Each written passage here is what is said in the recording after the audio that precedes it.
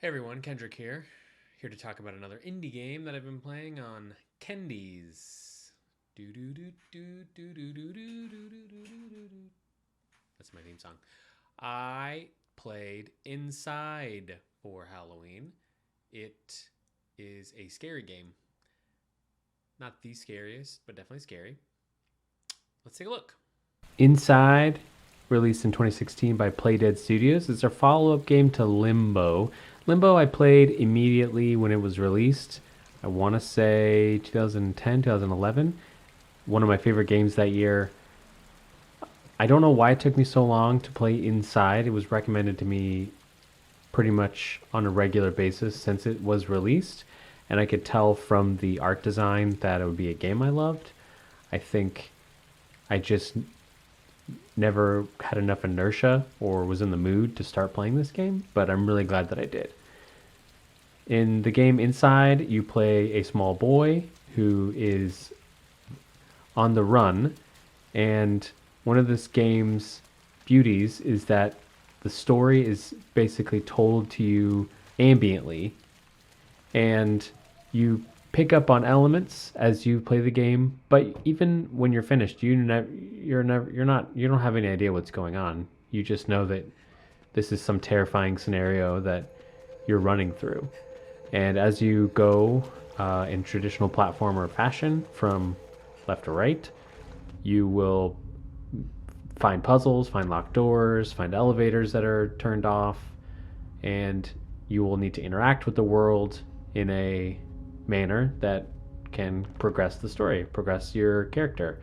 Uh, and like most platformers, that you will pick up tricks as you go along, and then later the game will combine the tricks to make a more complicated puzzle.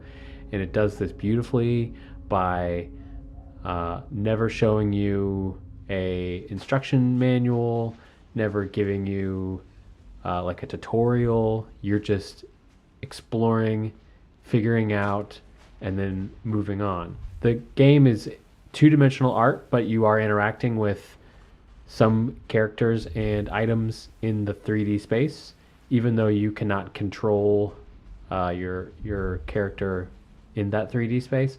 There were a handful of times that I found myself trying to interact with stuff that was out of my reach, but for the most part, this manner worked flawlessly. The game is very gruesome, as you can probably tell from the art that it is a very dark story, and every time you die or get caught or lose somehow, it's usually shown graphically, and you will see this little boy's body killed in many ways, repeatedly sometimes.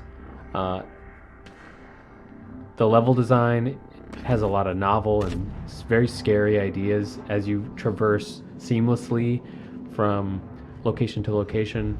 You will see forests and warehouses and tunnels, laboratories, farmlands, and one of the beautiful ways that this game blends these areas together is that it always feels like you're just stumbling naturally from one area to the next.